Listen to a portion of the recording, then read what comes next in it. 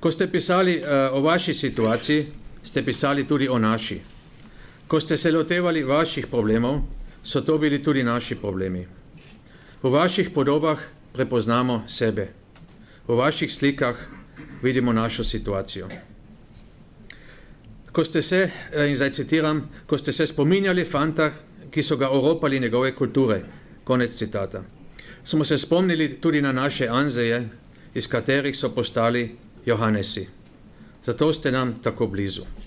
Zato smo vam hvaležni, ker se z vami dvigamo tudi mi, hvaležni smo, ker niste nikoli klonili, tudi tedaj ne, ko ste branili vašega prijatelja Kocbeka in niste smeli potovati v Socialistično republiko Slovenijo.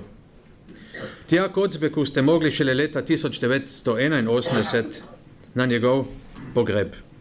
Doživeli ste vse strahote prejšnjega stoletja, fašizem, nacizem, komunizem in rasizem, prvo in drugo svetovno vojno, grozote usode dvojnega manjšinca, dolgo nepriznanega v Sloveniji in Italiji, ki pa nikoli ni izgubil upanja in globoke vere v trajne vrednote. Hvala za vzgled in za moralno referenco.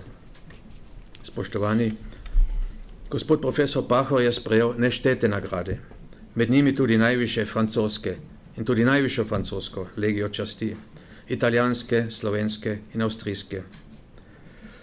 Nekatere pa je tudi odklonil.